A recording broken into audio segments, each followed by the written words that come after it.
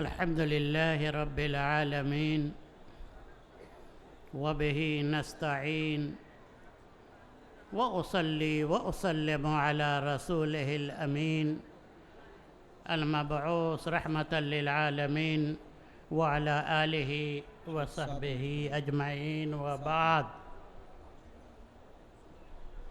ضيوفنا الأكارم القادمين من المملكة العربية الرشيدة، فضيلة أمير جمعية أهل الحديث المركزية، علماء کرام، محترم حاضرین و سامعین، احترام انسانیت اور صحابہ کرام کے موضوع پر مجھے اظہار خیال کرنے کا موقع دیا گیا ہے۔ وقت انتہائی تنگ اور محدود ہے۔ میرے بھائیوں، اللہ کی توحید اور مختلف معبودان باطلہ کی تردید کے بعد اسلام کا یہ ابدی اور آفاقی پیغام ہے کہ یہ انسان اپنی ذات اور فطرت میں محترم اور معزز پیدا کیا گیا ہے۔ یہ انسان اس کائنات کا خلاصہ اور موجودات کا نچوڑ ہے۔ یہ انسان باغ کائنات کا حسین پھول اور اللہ کی قدرت و صنائی اور کاریگری کی بہترین شاہکار ہے۔ یہ انسان جسے اللہ تعالیٰ نے پیدا کیا اور اس میں اپنی روح ڈالی، وَنَفَخَ فِيهِ مِن رُوحِهِ۔ اللہ نے اس انسان کو بڑے خوبصورت ماڈل میں پیدا کیا، وَلَقَدْ خَلَقْنَا الْإِنسَانَ فِي أَحْسَنِ تَقْوِيمٍ، اور اس انسان کو اس زمین کی خلافت عطا کی۔ میرے بھائیوں، اسلام دنیا کا وہ مذہب ہے جس نے سب سے پہلے عظمت انسانی کا شعور اور اکرام بنی آدم کا منشور دنیا کو دیا، ورنہ اسلام سے قبل کیا حالات تھے؟ انسانیت سسک رہی تھی، بلک رہی تھی۔ روما کے وحشی حکمرانوں کے سامنے یہ غلاموں کو بھوکے شیر کے آگے ڈال دیا جاتا تھا، اور جب یہ شیر انہیں نوچتے تھے تو یہ خوشی میں تالیاں بجاتے تھے۔ یہ تھا انسان کا مقام۔ غلاموں کے جسم میں تیل مل کر، زنجیروں میں جکڑ کر، اور انہیں مشعل کی طرح جلایا جاتا تھا، اور یہ جب غلام کراہتا تھا، سسکتا تھا، تو ان کے ہونٹ سے مسرت کے جام چھلکتے تھے۔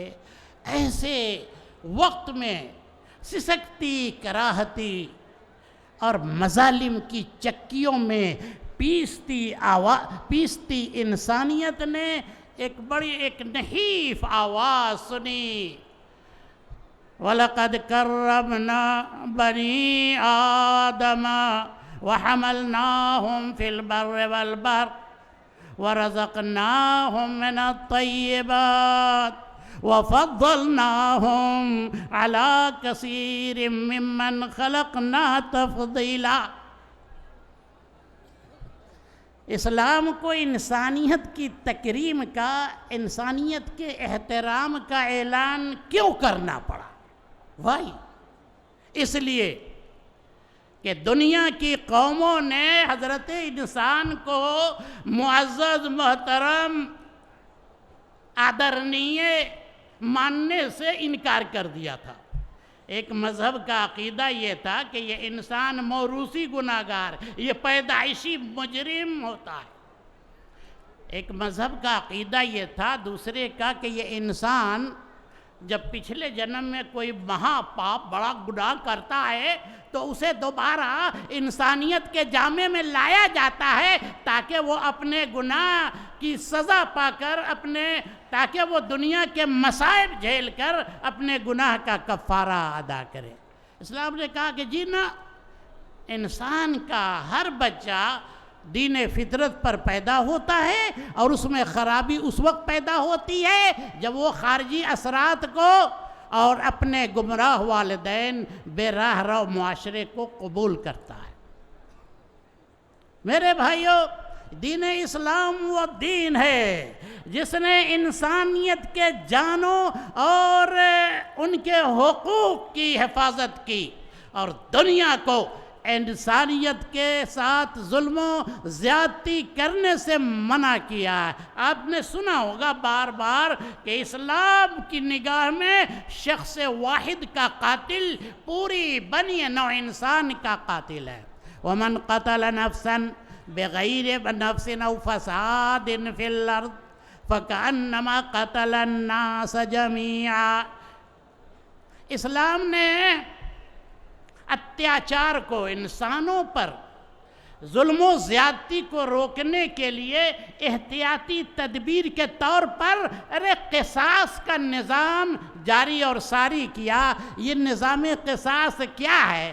دوسرے کی جان لوگے نا، تیری جان محفوظ نہیں رہے گی۔ دوسرے کے آنکھ پھوڑو گے، ناک توڑو گے، دانت اکھاڑو گے، کان کاٹو گے، دوسرے کے جسم کے کسی پارٹ کو اگر زخمی کرو گے تو یاد رکھنا تمہارے دانت بھی، تمہاری آنکھیں بھی اور تمہارے کان بھی صحیح سالم نہیں رہیں گے۔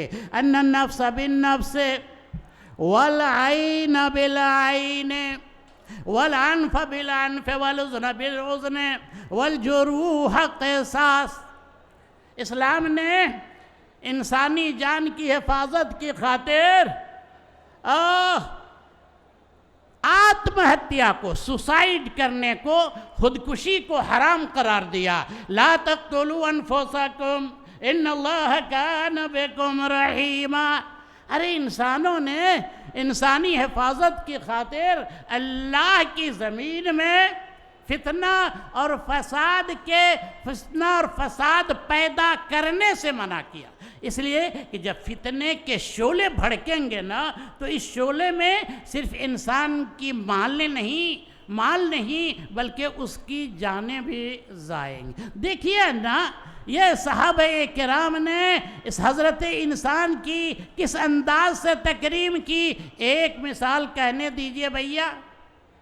آپ نے جو رعایت ہمارے شیخ دبئی والے شیخ دوست کو دی ہے، ہم کو بھی تو تھوڑی دیجئے۔ حضرت ابو بکر صدیق رضی اللہ تعالیٰ عنہ کس انداز سے انسانیت کی تکریم کی۔ اللہ کے نبی صلی اللہ علیہ وسلم نے حضرت ابو بکر صدیق کی محبت انسانیت، خدمت انسانیت، تکریم انسانیت دیکھ کر اللہ کے نبی نے حضرت ابو بکر صدیق کو الگ سے ایک اعزاز، الگ سے ایک امتیازی نشان اور الگ سے ایک سرٹیفکیٹ دیا۔ ارحم امتی بے امتی، ارحم امتی لامتی ابو بکر۔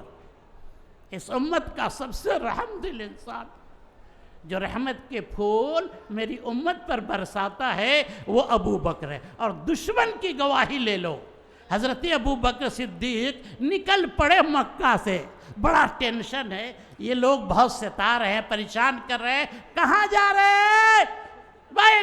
شہر میں طبیعت نہیں لگ رہی ہے، سکون ختم ہے۔ ابن دگنہ سے ملاقات ہو گئی، وہ نن مسلم تھا۔ کہاں جا رہے ہیں ابو بکر؟ کہاں کیا کریں؟ انڈر پریشر رہنا پڑتا ہے، بڑا ٹینشن ہے، ڈپریشن ہے، چاہتا ہوں مکہ کو چھوڑ کے نکل جانا۔ اس موقع پر اس دشمن نے کیا کہا؟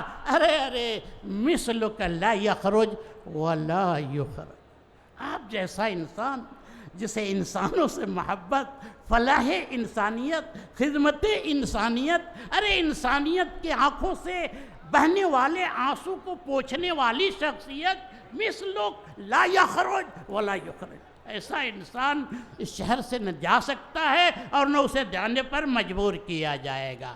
یہ میں نے ایک مثال احترام انسانیت کے سے متعلق صحابہ کرام کی تھی۔ ہماری ایک روشن تاریخ رہی ہے۔ میرے بھائیوں، ضرورت اس بات کی ہے کہ ہم اپنے سینے میں حب انسانیت کے چراغ جلائیں۔ ہماری ذات سے کہ اللہ کے کسی بندے کو، آدم کے کسی سنتان کو کسی طرح کا کوئی جانی مالی، کسی طرح کی کوئی اذیت نہ پہنچے۔ اللہ اپنی توفیق کو ہمارا رفیق بنا دے۔ اقول قولی ھذا واستغفر اللہ لی ولکم ولسائر المسلمین فاستغفروہ انہ هو الغفور الرحیم۔